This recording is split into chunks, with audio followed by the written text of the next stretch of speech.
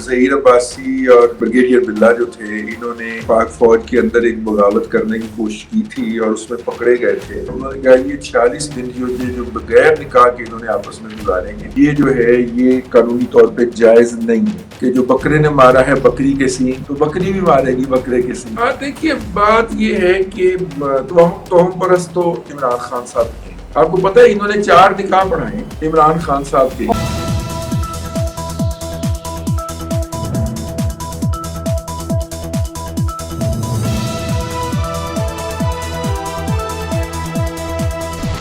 السلام علیکم ناظرین، پروگرام بات سے بات کے ساتھ میں ہوں آپ کی میزبان لطیفہ راؤ اور میرے ساتھ موجود ہے ملک کے نامور تجزیہ کار رضوان رضوی صاحب۔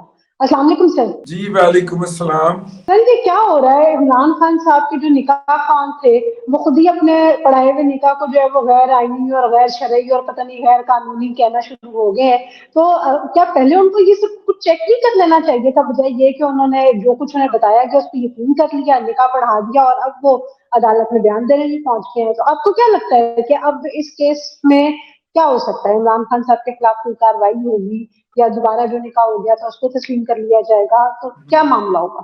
دیکھیے مفتی سعید صاحب جو ہیں وہ بہت میں اب ان کے لیے ڈوبیس کا لفظ تو استعمال نہیں کرنا چاہ رہا، لیکن وہ ایک عجیب و غریب قسم کا کریکٹر رہے ہیں۔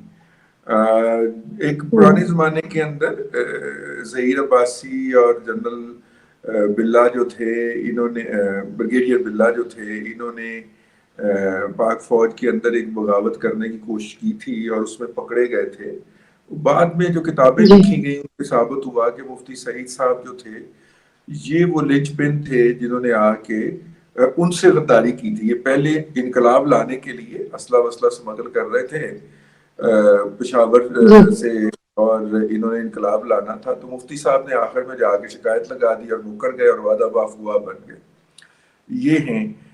پھر جب پی ٹی آئی بنائی گئی تو یہ مخصوص اشاروں کے اندر پی ٹی آئی میں شامل ہو گئے، پی ٹی آئی کی سینٹرل ایگزیکٹو کے ممبر بھی رہے، اگرچہ ان سے جب بھی پوچھا گیا کہ آپ ممبر ہیں تو انہوں نے کہا جی بس ایک دفعہ مجھے کہا گیا تھا، اس کے بعد کسی اجلاس میں مجھے نہیں بتایا گیا۔ اب جو انہوں نے اسٹیٹمنٹ دی ہے، پہلے تو ہم یہ دیکھ لیں کہ اسٹیٹمنٹ کیا دی ہے، ہم یہ دیکھیں گے کن کے کہنے پہ دی ہے۔ اسٹیٹمنٹ جو دی ہے اس کے اندر انہوں نے کہا کہ عمران خان صاحب نے مجھے لاہور چلنے کو کہا، میں ان کے ساتھ بیٹھ گیا گاڑی میں، پھر ہم لاہور پہنچ گئے ڈی ایچ اے کے اندر، وہاں پہ جو ہے وہ ایک نکاح کی سیریمنی تھی۔ اب ظاہر ہے میں دلہن سے تو نہیں پوچھ سکتا تھا، لیکن میں نے ان سے پوچھا ان کی دوست سے، تو انہوں نے بتایا کہ جناب وہ تاریخ بتائی طلاق کی، تو میں نے نکاح پڑھوا دیا۔ بعد میں مجھے بتایا گیا کہ جناب یہ تو تاریخ یہ اس وقت تو عدت پوری نہیں ہوئی تھی، تو پھر میں نے کہا کہ یہ غلط نکاح ہے، تو عمران خان صاحب فوراً راضی ہو گئے، انہوں نے پھر ایک دوسرا نکاح پڑھوایا جو کہ لیگل نکاح تھا۔ اب آپ یہ ذہن میں رکھیے گا کہ جمعیت علماء اسلام پہلی مرتبہ، ابھی تک اس کے اندر کوئی مذہبی عنصر نہیں آیا تھا، جمعیت علماء اسلام پہلی مرتبہ مفتی صاحب کی سٹیٹمنٹ لے کے، بیان عرفی لے کے تو پشاور ہائی کورٹ میں پہنچ گئی ہے۔ انہوں نے کہا یہ 46 دن جو بغیر نکاح کے انہوں نے آپس میں گزاریں گے، یہ جو ہے یہ قانونی طور پہ جائز نہیں ہے، ٹھیک ہے۔ اور پاکستان کے جو آئلی قوانین ہیں یا پاکستان کے اندر جو حدود کے قوانین اس وقت لاگو ہیں ان کے تحت نہیں ہیں، تو لہٰذا عمران خان کے خلاف کارروائی کی جائے۔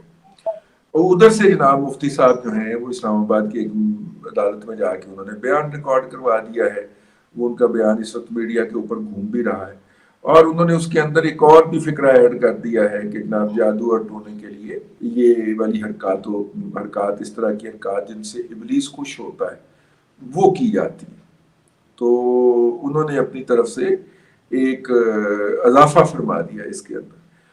اب مسئلہ یہ ہے کہ مفتی صاحب جو ہیں یہ اس نکاح کو ہوئے اتنا عرصہ ہو گیا تو اب تک کیوں خاموش رہے، یہ بھی ایک بڑی مسٹیریس کنڈیشن ہے۔ یہ شور انہیں پہلے مچا دینا چاہیے تھا۔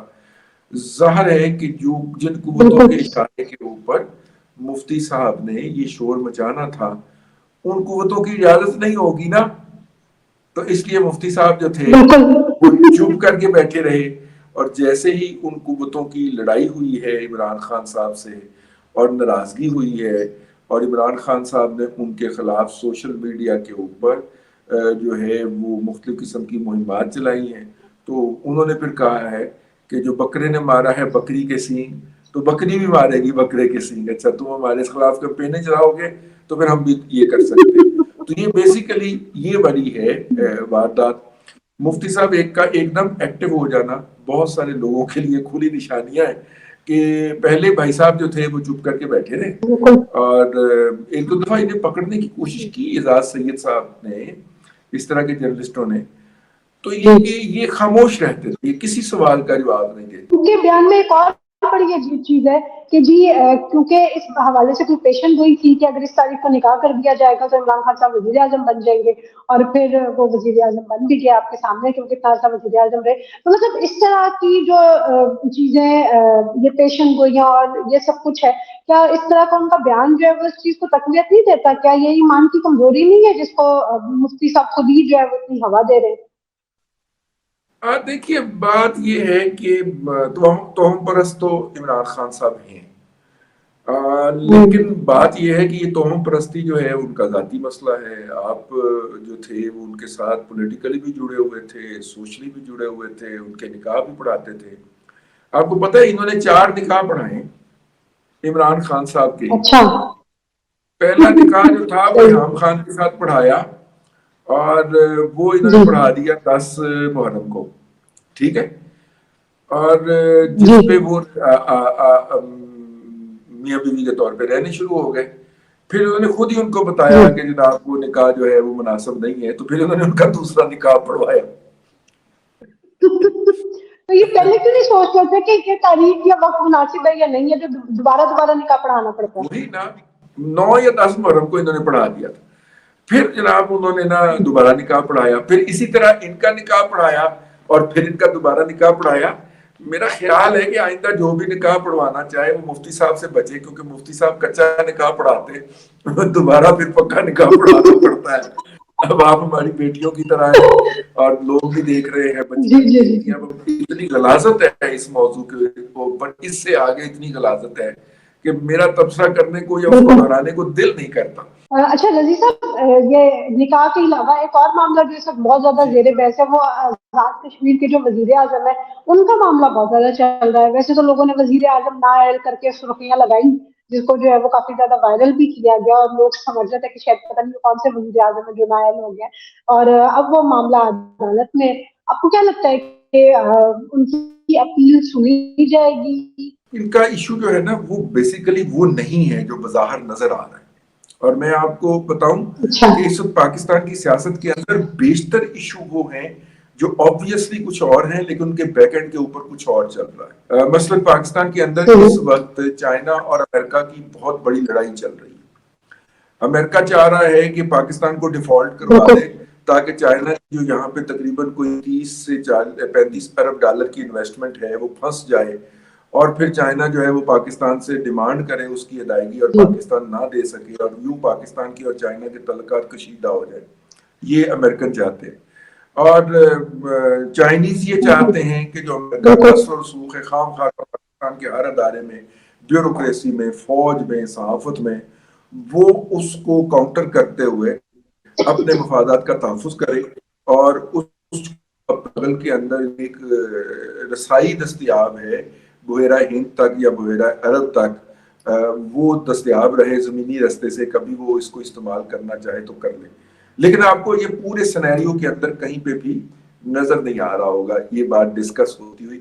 بیک اینڈ کے اندر یہ لڑائی ہے, فرنٹ اینڈ کے اندر کچھ اور چل رہا ہے. اسی طرح یہ جو تنویر الیاس صاحب ہیں بیک اینڈ کے اوپر کچھ اور لڑائی ہے. بیک اینڈ کے اوپر یہ لڑائی ہے کہ فیض حمید صاحب جو یا ان کا جو گروپ ہے, وہ لوگ جو کہ پروجیکٹ عمران خان کے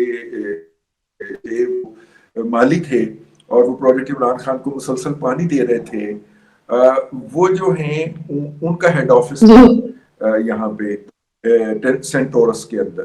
آپ کو اگر میں یاد دلاؤں تو سینٹورس 2 دفعہ سی ڈی اے نے لاک کیا تھا, ٹھیک ہے, سینٹورس 2 دفعہ لاک کیا تھا, اور وہاں آگ بھی لگی تھی. جی آگ بھی ایک بہانہ تھی لاک کرنے کا, لیکن ایک دفعہ تو آفیشلی سی ڈی اے نے جا کے لاک کیا تھا. پھر تنویر الیاس صاحب کے والد صاحب جو ہیں سردار الیاس صاحب, ان کے کوئی رابطے ہوئے اور انہوں نے جا کے معافی تلافی کرنے کی کوشش کی تو انہیں بتایا گیا کہ یہاں پہ یہ افراد جو روزانہ آ کے بیٹھتے ہیں اور اکثر دن رات یہیں پہ گزارتے ہیں تو ان کو آپ یہاں سے فارغ کریں. ان افراد کو وہاں سے رسائی ان کی جو تھی وہ ختم کی گئی. تنویر الیاس صاحب کو بھی اس امر کا دکھ تھا کیونکہ وہی گروپ ان کو لے کے آیا تھا اقتدار میں. تو تنویر الیاس صاحب کو بتایا گیا کہ یہ خاندان کی پراپرٹی ہے, آپ کے اس میں صرف 51% ہے, سوری آپ کے صرف اس میں 8% ہیں, 51% سب ان کے والد صاحب کے ہیں اور باقی ان کے دوسرے بہن بھائیوں کے اندر شیئر تقسیم ہوئے ہیں. یہ آزاد کشمیر کی پولیس لے کے وہاں پہ چڑھ گئے, چوکیداروں کو مارا پیٹا کچھ ہوا, لیکن بیسیکلی یہ وکٹم ہیں اس بات کے کہ یہ مسلسل ابھی تک فیض حمید صاحب کا جو گروپ ہے جو انہوں نے ISI کے پیرل کھڑا کیا ہوا تھا اس کے ایک انسٹرومنٹ کے طور پہ آپریٹ کر رہے تھے یا سامنے تھے, تو ان کو وہ رگڑا چڑھا ہے. تو آبویس میں یہ نظر نہیں آ کہ ان کو رگڑا کیوں چڑھ رہا ہے, ایک دم بیٹھے ہوئے. اب اس میں ایک بات جو ان کے لیے آزاد جموں کشمیر ہائی کورٹ نے کھلی چھوڑ دی ہے وہ یہ ہے کہ یہ جو ہے وہ اپنا انکنڈیشنل معافی نامہ دیں, جو کہ انہوں نے جمع کروا دیا ریٹن فارم کے. وربلی انہوں نے معافی مانگی تھی جو نہیں ملی. انکنڈیشنل معافی نامہ دیں اور اگلے 15 دن تک نا ان کے رویے کے اوپر نظر رکھی جائے گی اور 15 دن کے بعد دوبارہ ٹیک اپ ہوگا, اور اگر وہ ہوا تو یہ پرائم منسٹر بحال ہو بھی سکتے ہیں ان کی معافی اگر قبول ہو جاتی ہے تو. سپریم کورٹ یہ آزاد کشمیر کے سپریم کورٹ انہوں نے کہا کہ جی ہائی کورٹ نے بالکل درست کیا ہے, ٹھیک ہے, تو انہوں نے اسٹے دینے کے اوپر تصدیق لگا. تو آبویس میں نظر آ رہا ہے بیک اینڈ کے اندر وہی ہے پروجیکٹ عمران خان کے حامیوں کی اور اس کے مخالفین کی, اور یہ اس کا نشانہ بن گئے. سر تنویر الیاس صاحب کے بارے میں تو آپ نے بڑی ڈیٹیل میں بتا دیا, لیکن ایک صاحب ہیں حسین حقانی صاحب, ان کے آج بھی بڑے انٹرویوز ہو رہے ہیں, شاہ زیب خان زادہ نے بھی کیا, آسما شیرازی نے بھی کیا. جہاں تک ہماری معلومات ہے ان کے اوپر تو پابندی لگی ہوئی تھی, تو یہ پابندی کب ہٹی کہ اب ان کے انٹرویوز بھی آنا شروع ہو گئے؟ دیکھیے حسین حقانی صاحب نے 1 سے 2 مرتبہ پہلے کہا تھا ہوا ہے, اور کہ جناب جنرل باجوہ صاحب جو تھے جب فوج بقول باجوہ صاحب کے جو انٹرویوز جو انہوں نے شاہد میتلا صاحب کو دیے یا جاوید چودھری صاحب کو دیے, اس کے بقول کے ہم نے پچھلے جنوری کے اندر نیوٹرل ہونے کا فیصلہ کر لیا تھا. تو جب وہ نیوٹرل ہونے کا فیصلہ انہوں نے کیا تو پھر وہ لوگ جو غدار قرار دیے جا چکے تھے ان کی طرف بھی رجوع ہوا. تو ایک ملاقات ہوئی دبئی کے اندر, اور اس ملاقات کو کرنے کے لیے جنرل اور حسین حقانی صاحب جو تھے وہ فلائی کر کے واشنگٹن سے یہاں پہ آئے, دبئی میں آئے, اور وہاں پہ ملاقات ہوئی. اب جب بھی حسین حقانی صاحب سے پوچھا جاتا ہے کہ آپ کی اس ملاقات کو آگے سے بڑا پولیٹیکل رپلائی کر کہ اس ملاقات کا آپ جنرل باجوہ صاحب سے پوچھیں نا وہ کیا کرنے گئے آئے تھے دبئی. تو یہ خاص ٹیکنیکل ٹرم ہے کہ وہ آئے تھے, اس کا مطلب ہے حقانی صاحب وہاں پہ موجود تھے جن کے پاس آئے تھے. اگر آپ وہاں پہ نہ ہوتا تو ان سے پوچھیں پھر وہ گئے تھے کا لفظ استعمال کرتے ہیں, وہ کہہ گئے ہیں وہ آئے, اس کا مطلب لابیسٹ نہیں ہے اور کا ایک مستقل جو ہے کو مداخلت نہیں کرنی چاہیے. چونکہ انہوں نے باجوہ صاحب کا خیال تھا کہ ہم معاملہ سے نکل آ رہے ہیں, ہو سکتا ہے مجھے, لیکن وہ کہتے ہیں کہ میں اس کے بارے میں کیوں کھولوں, وہ کھولیں جن کی ریکویسٹ کے اوپر ملاقات ہوئی تھی. اب دیکھتے وہ حقانی صاحب کہ جن کی ٹویٹ کے اوپر اگر ہم کومنٹ کر دیتے تھے بھلے, اب وہی حقانی صاحب کی یہ صورتحال ہے کہ ان کو پاکستان کے میڈیا کے اوپر لینا شروع کر دیا گیا ہے. تو اس کا مطلب ہے کہ جنہوں نے پابندی لگائی تھی انہوں نے پابندی ہٹا لی ہے, اسی لیے ان کو لیا گیا اور اس کے اوپر جیو کو کوئی وارننگ جاری نہیں نہ ہوئی. اور اس کے بعد پھر آسما شیرازی صاحبہ نے بھی ڈیٹیل میں انٹرویو کیا, اور اس وقت جو ہے پاکستان کی اسٹیبلشمنٹ کو جو موجودہ ہے اس کو وہ شخص بہت اچھا لگتا ہے جو عمران خان نیازی صاحب کے اوپر تنقید کرتا ہے. جی ناظرین, تو آپ نے انالیسس سنا رضوان رضوی صاحب کا ملک کی سیاسی صورتحال پہ کہ پیچھے کیا کہانیاں چل رہی ہیں اور بظاہر جو ہے وہ کیا لڑائی نظر آ رہی ہے, اس میں بڑی ڈیٹیل سے انہوں نے روشنی ڈالی. ویڈیو آپ کو پسند آئی ہے تو لائک ضرور کیجیے گا, ویڈیو کو شیئر کیجیے گا, کمنٹ سیکشن میں ہمیں اپنی رائے دینا مت بھولیے گا. انٹل دی نیکسٹ ٹائم, اللہ حافظ.